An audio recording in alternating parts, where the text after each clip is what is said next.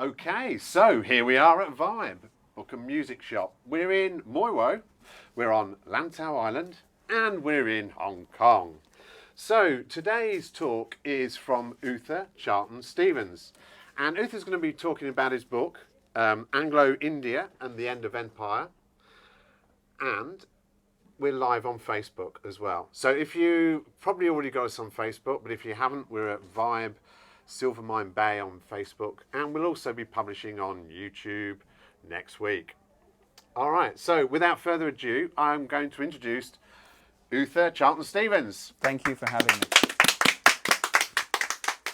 Okay, so my latest book, Anglo-India and the End of Empire, is a story about a community of mixed European and Indian descent who were often overlooked in British and Indian histories of the Raj and the British Empire in India.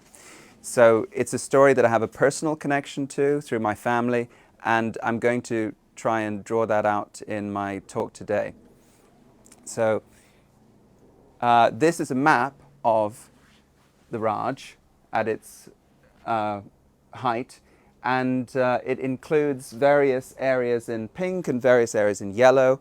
The yellow areas were the princely states, which were governed by Nawabs and Maharajas, so they remained autonomous when this private company, the East India Company, started to build bridgeheads in Bengal, Madras, and Bombay, which became the three company presidencies up to the Great Rebellion of 1857.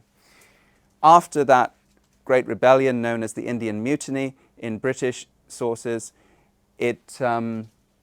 the company's rule was replaced by that of the Crown, and you had the full British Raj coming into being. So one of the ways that I'm trying to look at this topic is to see the history of the end of empire in India through Anglo-Indian eyes. And I believe that that's important, not just because I have a personal connection to the topic and because I believe that it's worth telling the Anglo-Indian story for its own sake, but also because I believe that the Anglo-Indian viewpoint gives an ideal way of looking at British and Indian history and the colonial encounter. Because Anglo-Indians were placed in between the colonizer and the colonized, in between the ruler and the ruled. They had this middling position, and the British co-opted them and used them to administer India in a middle position as administrators, railway engine drivers, working in the customs department, working in the telegraphs department. All of these jobs that they tended to be employed in by the colonial state had a security function for the Raj. So the book is mainly about the end of empire, so it's mainly about the late colonial period from about 1911, when Anglo-Indians were first designated as Anglo-Indians. Before that, they had been known as Eurasians, which is also the term which is usually used for mixed people in Hong Kong and Singapore. And the book does focus on the late colonial period because it's obviously going towards the end of empire, as the title suggests. But I do cover quite briskly the history of the origins of the Anglo-Indian community. And so I've got lots of very historical sources, documentation, looking at what happened in the 18th century and the 19th century. So this is a source from 1830, where what they were then calling themselves East Indians, and they also used the terms Indo-Britain and Eurasian at that time, and they are petitioning the government in Bombay to overturn some of the injustices that the East India Company imposed upon them. So from the 1790s, there were a series of prohibitions which barred people of mixed European and Indian descent from taking proper military and naval cadetships and jobs for the East India Company. So they were confined to a few positions like musician, bandsmen, and most of the community at that time ended up in clerkships. So this is an Anglo-Indian family in South India, in what was then Madras, is now Chennai, in the early 20th century.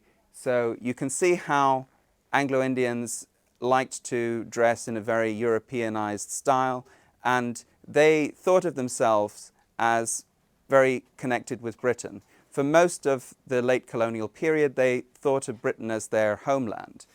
And even in comparison with some of the colonial British population, what we would call expats, they were quite conservative in their dress and a little bit behind the times sometimes. So here's another picture from Burma, now Myanmar, of the Anglo-Burman community, who were also very similar and closely interrelated with the Anglo-Indian community, and there were lots of Anglo-Indians who settled in Burma. This is another family, the Friss-Brown family, and I've chosen this picture because it's a marvelous picture, but also because it shows how there's the mother and her daughters, how it was very typical for mixed-race families to have children of different skin tones, even among brothers and sisters. So I think that is shown quite well here. These are the boys from the same family. I'd like to thank Rebecca Calderon for kindly supplying me with these photos, which are, this first photo appears in the book. This one I didn't manage to fit in the book. And here's another photo which was kindly given to me by the granddaughter of this young lady in the middle. And it's a first communion of Anglo-Indian children, and you can also see the range of complexions that was typical in the community at the time. So this is my own family, and I'm going to, in this talk, I'm going to indulge a little bit in my own family history. This is my grandmother here, Virginia. Her maiden name was Devaz, and her parents. And you can see that my great-grandfather was a darker-skinned South Indian. But although in this context my grandmother clearly is a woman of color, in some of the other photographs of her, you can see that her complexion looks a bit different. And when you look at black and white photos in general, North Indians like the Nehrus, who are Kashmiri descendant, you can't always exactly tell what people's ethnicity is from photographs. So this is also her in the middle of her Women's Auxiliary Corps India unit. So she was an officer in the Wakai during the Second World War. And this is a recruiting poster for the Wakai. And it shows that you could choose to enlist with a choice of uniform between a skirt-based uniform and a sari. And generally speaking, it was Indian women who were Hindu or Muslim who would opt for the sari, while it would tend to be Anglo-Indian women, a few British women, and Indian Christian women of other backgrounds who would choose a skirt. So here's another troop of Women's Auxiliary Corps, and there's more of a balance between skirts and saris in this photo, because this is from what was the northwest frontier of the Raj, whereas my grandmother was in South India in Bangalore.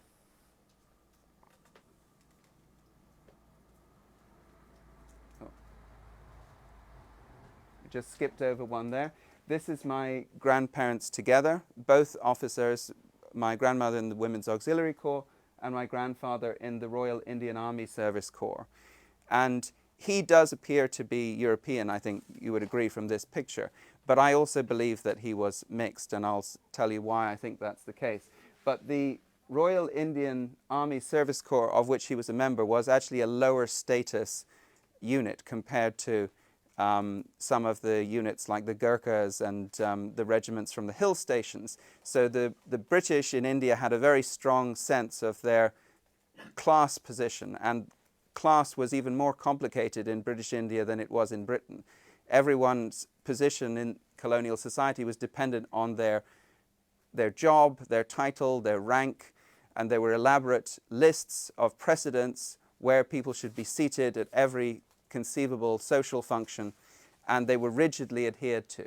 And women in the Raj tended not to work, even as women in Britain were starting to enter the workplace more frequently.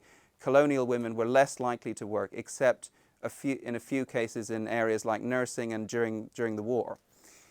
So their position in society would be very dependent on the rank of their husband. Effectively, they would have the same social status as their husband, which determined that they would be very keen to marry somebody of high status like a young man in the ICS. So that's my grandfather in a dress uniform, which is rather flash. But to support my contention, which I believe from our family folklore, that he was also mixed, this is his relative on his mother's side. And on his mother's side, the family were called Rosemare. And on his father's side, they were Stevenses from Madras, now Chennai. But the Rosemares were definitely mixed. And Willoughby Patrick Rosemare in this photo is shown in Tibet, where he worked for the telegraph department and he was given an MBE for his services in the telegraph department. And he went to Tibet and took a lot of photographs. He was involved in laying the telegraph wire. This is covered in an early Geographical Society journal from the 1920s. And a lot of the photos he took are still available to see at the Pitt Rivers Museum in Oxford. So this is my grandmother's elder brother, Dr. George DeVaz, who was in the Army Medical Corps. And this is him on his retirement in 1955 at Dehradun, which is one of the hill stations. So he went to Britain, and my family also followed him. So my grandmother, unfortunately, my grandfather died quite prematurely, so she was left a widow with 3 children, and she brought her children to the UK. So that's how I happened to be born in London before moving to Hong Kong at age 2. So that's a picture of my aunt, my uncle, and my father. And I think he's wearing a hat to prevent him getting too much of a tan, because Anglo-Indians were very sensitive to their skin tones. And I would say my aunt was regarded as a great beauty, but also as having a rather Spanish or a Mediterranean complexion, whereas my uncle was the most pasty looking of the 3. And it is rumored, or it's family folklore, that my great uncle married one of this lady's cousins. So this is Merle OBrien, who features on the cover of my book. So she was a famous film star in the 1920s and 30s, mainly in black and white films. And Hollywood connived after she first had her breakout role with London Films. So on the cover of the book, she's playing Anne Boleyn in The Private Life of Henry VIII, which was a London Films production. And there was a fiction that was created by her film studio in London and maintained by her Hollywood studios that she was British, that she was born in Tasmania in Australia to colonial British parents. I think that it's quite clear that she doesn't really look very British, but they were happy to maintain this fiction because this allowed her to take romantic leading roles alongside stars of the day like Sir Laurence Olivier, who was in Wuthering Heights with her, and others like Leslie Howard and Douglas Fairbanks. So you may have heard recently that Anna May Wong, a famous Chinese-American actress, has been made the first Asian American to be featured on US currency. And so that's been a big story. And in the introduction to my book, I make the comparison between Merle's career and that of Anna May Wong. So because Anna May Wong was obviously Chinese, she could not be in these romantic roles in films, because in many American states, it was illegal to marry somebody of a different race. And the effect of that was that under the Hollywood Hays Code, you couldn't have white and non-white actors seen to be kissing one another in films. So Anna May Wong had a spectacular career, but she was limited in the roles she could play. She wasn't able to take on these romantic roles, and she felt she was stifled and trapped in the role of villainous femme fatale type characters, but not those engaged in direct romantic encounters. Whereas Merle was able to play all of these different roles because of this sin fiction that Hollywood obviously connived in. So a more surprising case is Vivian Lee. And she is widely regarded to be English, but her mother was from an Indian Armenian Catholic family. And when their family name was Yakji on her mother's side. And when her father, who was a typical British Sahib, a member of the Saturday Club and the Bengal Club, which would probably regard itself as the senior club to the Hong Kong Club, when he married her mother, he was required to resign his club memberships because this was socially unacceptable to colonial British society. Now, Vivian, who was born in Darjeeling, always said that she was just partly Irish. So her mother's mother came from an orphanage in one of the hill stations. And the story was that she was an Irish Catholic, and her grandfather, who was the Yakji Armenian, was not talked about. But I think there's a pretty strong case that can be made that a apparently light-skinned child in an orphanage in India in the hill stations was also likely to be mixed in some degree. So here's another famous film star of the black and white era and later era as well. This is William Pratt, is his real name, but he's known to the world as Boris Karloff, who has been ranked by some internet online databases as the best and most famous horror star of the 20th century. And he is famous for playing Frankenstein and Imhotep in The Mummy and a series of mad scientist roles. He did the voice for the Christmas film about the Grinch, and he also appeared in lots of advertisements and radios, presentations. So he had a very long and illustrious career, and his ethnicity could have been an impediment to his film career. So the interesting thing is that he chose to change a more English-sounding name to a Russian-sounding name, which I think was a way of obscuring his ethnicity and his roots in India. He was born in Britain, but both his parents were Anglo-Indians. So by calling himself Boris Karloff, he entered into a sort of more amorphous category which was acceptable. There were other big stars like Omar Sharif and Yul Brynner who could play a huge variety of roles, including romantic roles in Hollywood. So I think that this was partly a strategy to achieve that objective. These are his brothers, the four brothers Pratt. So this is Boris here, and his brothers, including a couple who were very successful diplomats on behalf of the British Foreign Service in China. So this is his brother, who was the consul in Shanghai and was referred to as, Sir John Pratt, was referred to as the black consul by the Chinese consular staff. And also another brother was repeatedly asked as a racial jibe by colonial Brits if he could perform the Indian rope trick, like, climbing up a rope.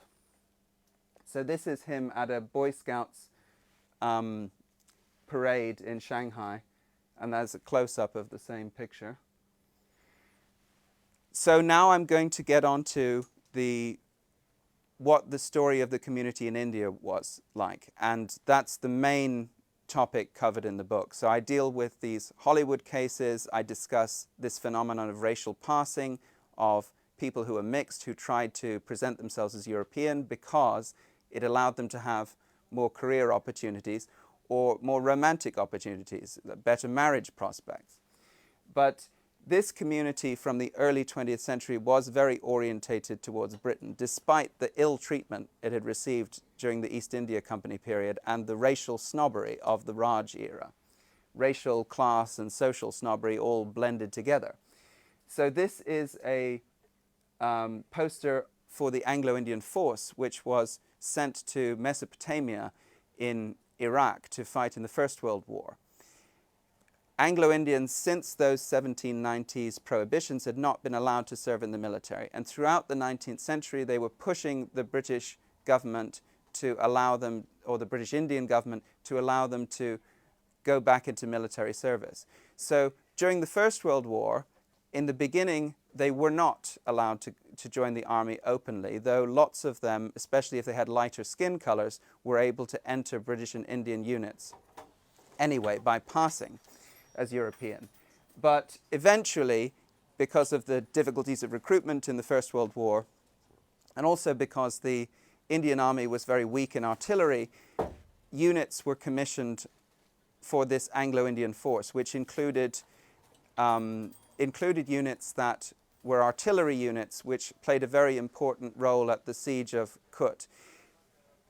The Mesopotamian campaign for the British in the First World War was a complete and unmitigated disaster, and there was a long escape for the surviving British, Indian, and Anglo-Indian soldiers who were involved, but they played a very notable and illustrious role in that campaign. This is also in Bangalore, my family's hometown. So you can see it's a Boy Scout troop, and you can see the sort of British flag and the Boy Scout flag, and you get a sense of the patriotic attachment that mixed race people in India had to Britain as a source of their identity and as an imagined homeland. This is a map showing the various 88 branches of the All India Anglo-Indian Association that was set up to advance the interests of this group and to make political claims on their behalf for protected economic reservation in these areas like the railways, the telegraphs, the post departments that they were mainly employed in, and also to push for representation for the community in the legislatures. And ultimately, even after independence, the relationship of the Anglo-Indian leaders with the Congress Party allowed them to get quite generous provisions in the Indian Constitution, which lasted until 2019, and which, until 2019, gave Anglo-Indians specially nominated seats in the Lok Sabha, the lower house of the Indian Parliament, and in various state legislatures.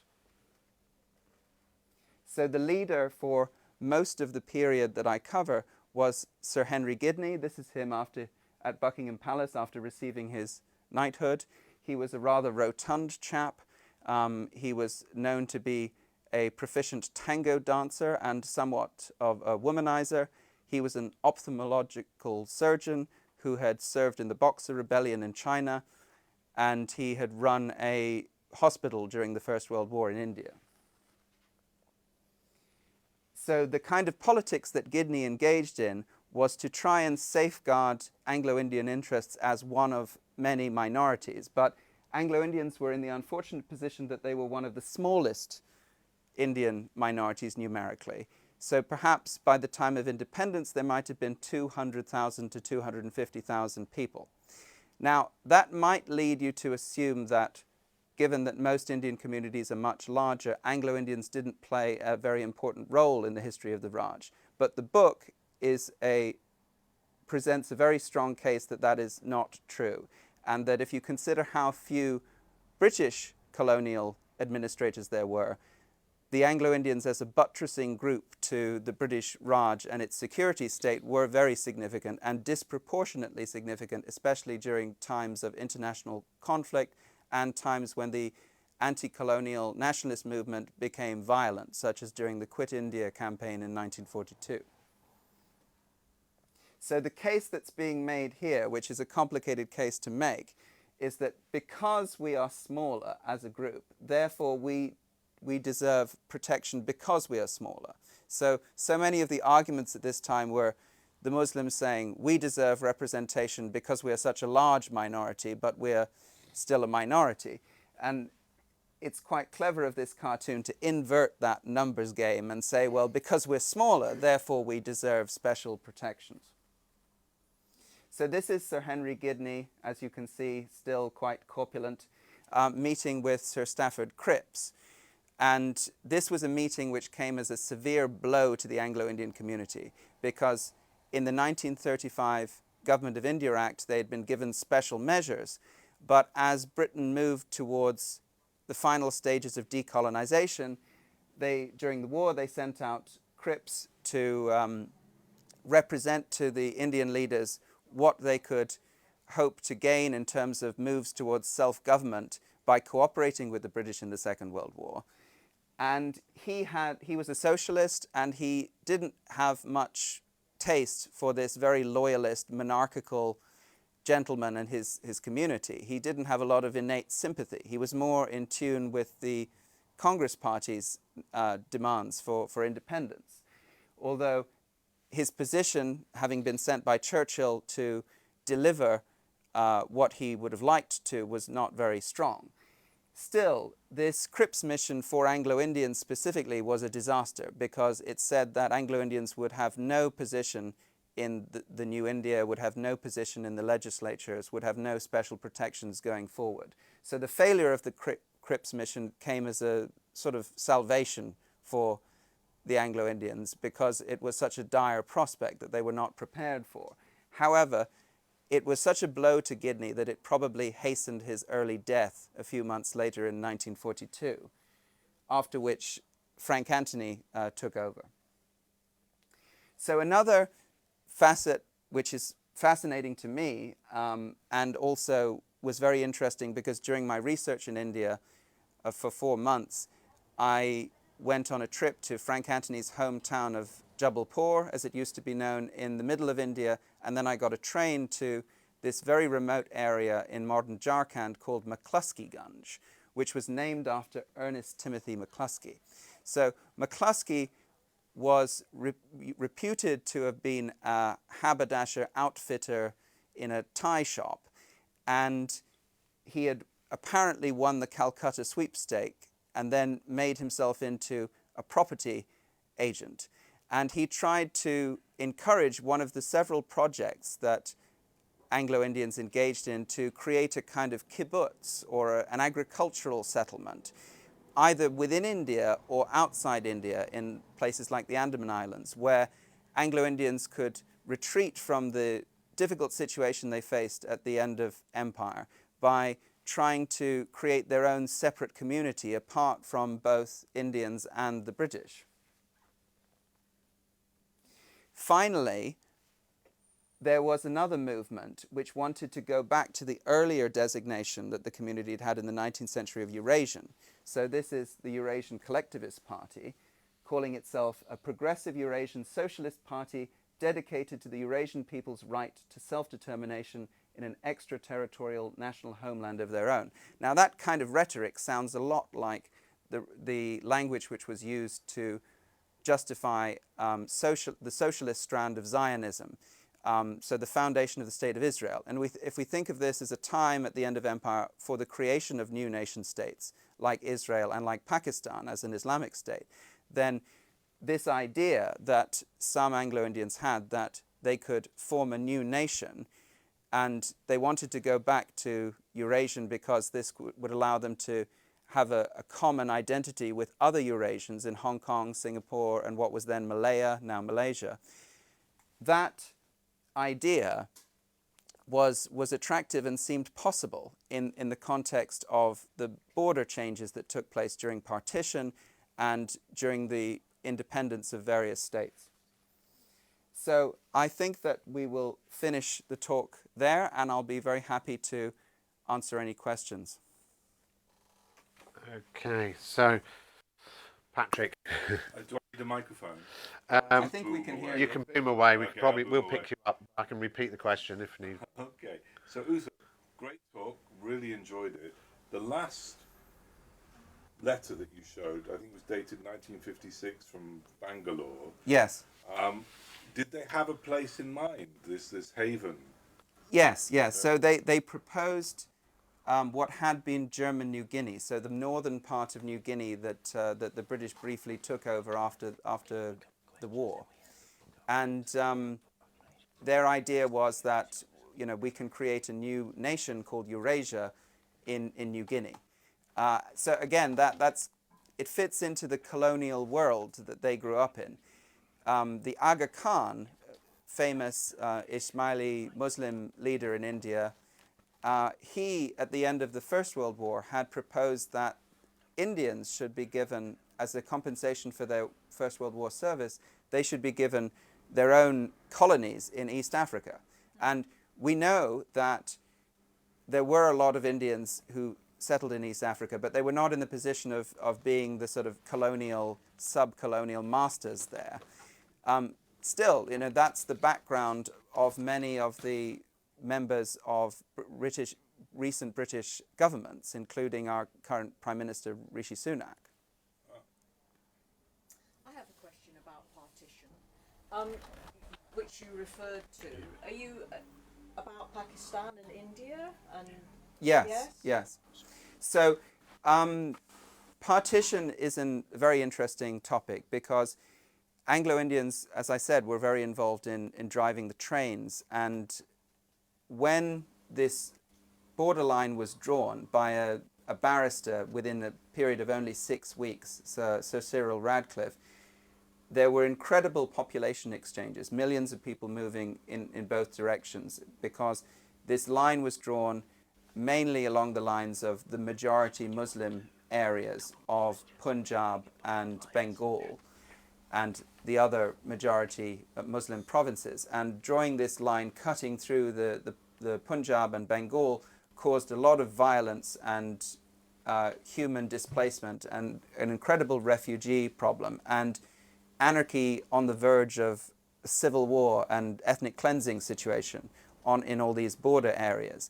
So fortunately for Anglo-Indians themselves, along with the British, they did not tend to be targeted because as independence came closer, the anti-British feelings of the Quit India movement subsided, and these communal feelings of hatred between Hindus and Muslims and Sikhs became amplified.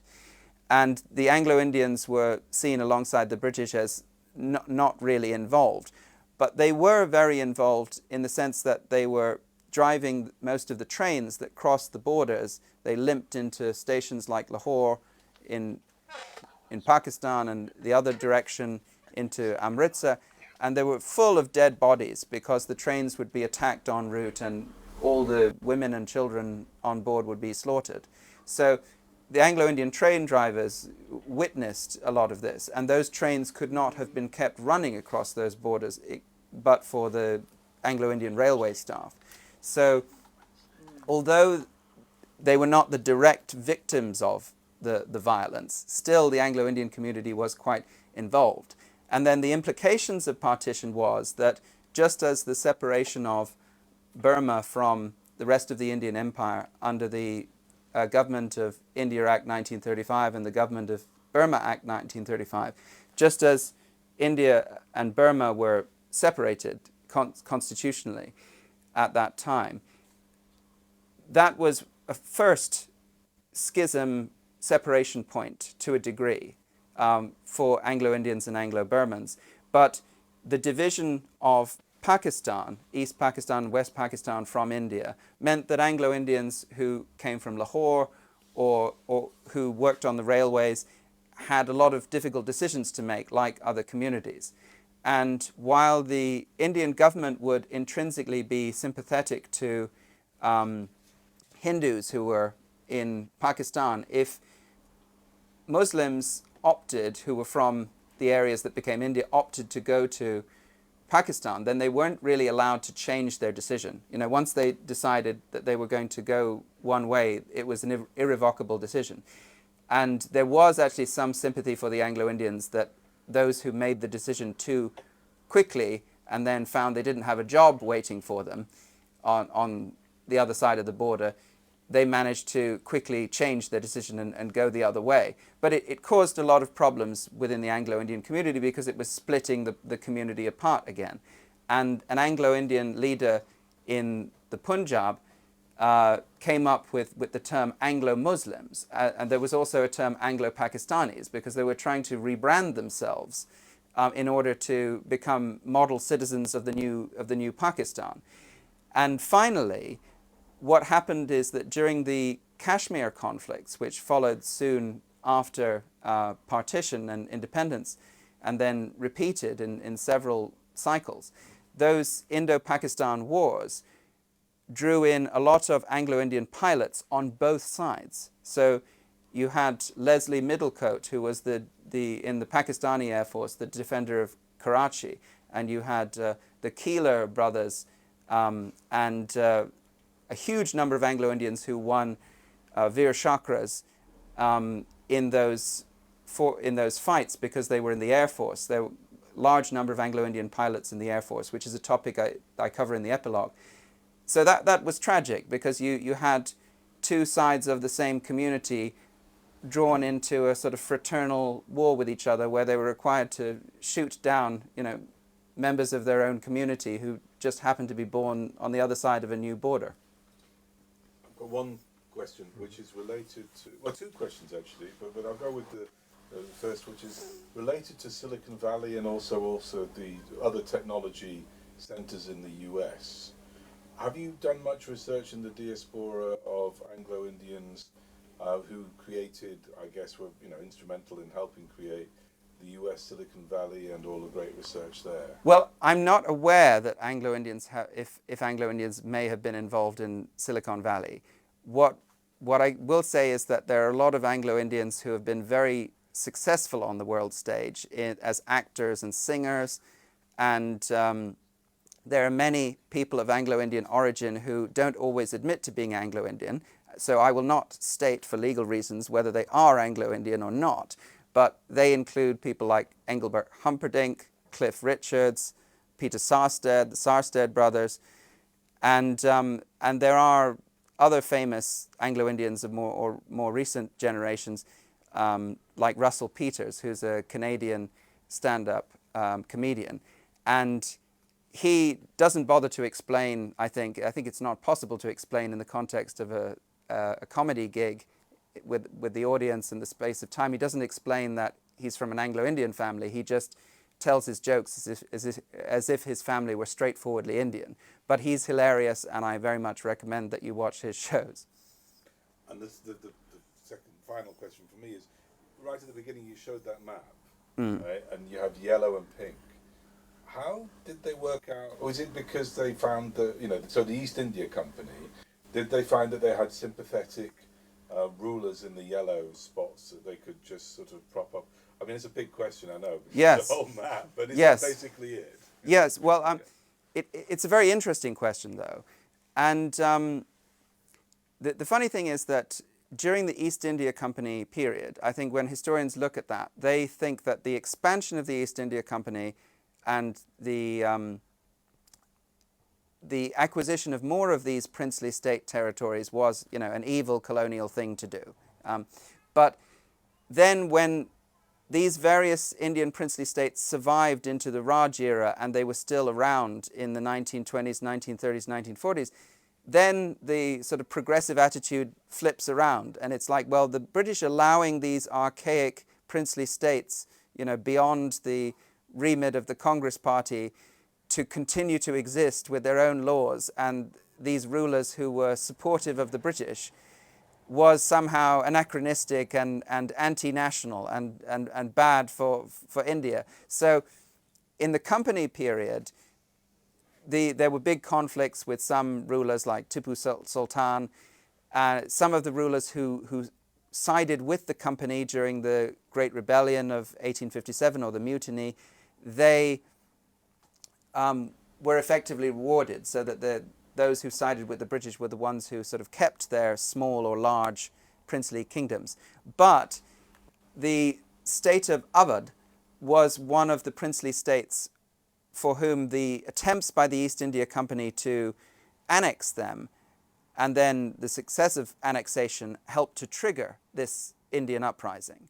So it is a very complicated question as to what the status of the princely states was.